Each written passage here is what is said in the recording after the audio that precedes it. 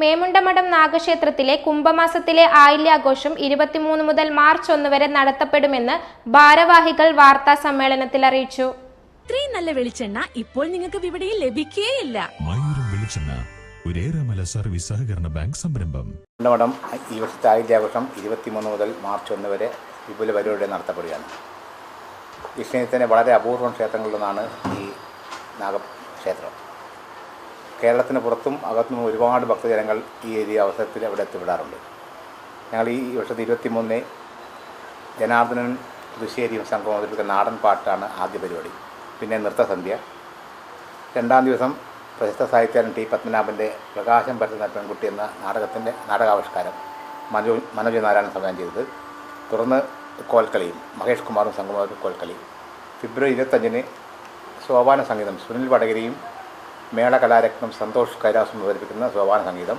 തുടർന്ന് കലാമണ്ഡലം നയന അവതരിപ്പിക്കുന്ന ഓട്ടംതുള്ളൽ. 25-ാം തീയതി അമ്മന്നൂർ രാജേഷ് ചാക്യാർ അവതരിപ്പിക്കുന്ന ചാക്യാർ കൂത്ത്. 26-ന് രാവിലെ 7 മണിക്ക് കലവറ നിറക്കൽ.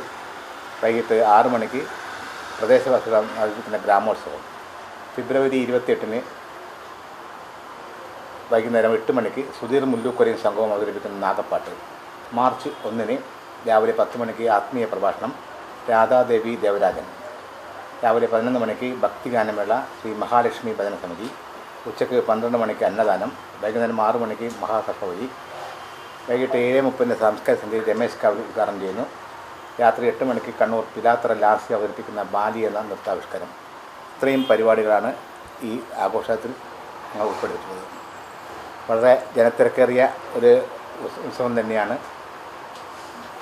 എന്നും നടന്നു വരാറുള്ളത്. നാടിൻ്റെ നാനാം ഭാഗത്തുനിന്ന് ആൾക്കാർ സ്ഥിരമായി സന്ദർശിക്കുന്ന ഈ നാഗക്ഷേത്രം ഈ ഓലമേഞ്ഞ ഒരു ശ്രീകോവിലുള്ള മലബാറിലെ ഏക ക്ഷേത്രം അത് തന്നെയാണ്. അതുമാത്രമല്ല സർപ്പക്കാവിന് മുകളിലാണ് ശ്രീകോവിൽ കിടക്കുന്നത്. അത് ദക്ഷിണേന്ത്യയിൽ തന്നെ ആദ്യമായിട്ടാണ് ക്ഷേത്രം. ആർക്കിയോളജി ഡിപ്പാർട്ട്മെൻറ്റ് 2500 പഴക്കമാണ് ഈ കാലം നിർണ്ണയിക്കപ്പെട്ടിട്ടുള്ളത്. ഇത്രയും അപൂർവ ക്ഷേത്രത്തിൽ കഴിഞ്ഞ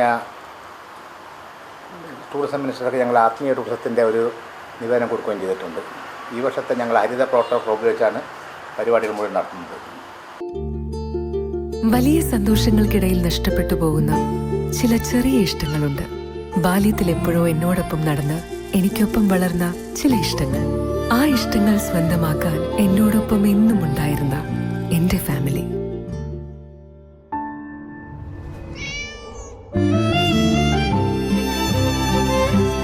എന്റെ ഇഷ്ടങ്ങൾ എന്റെ ഫാമിലിക്ക് അറിയാം.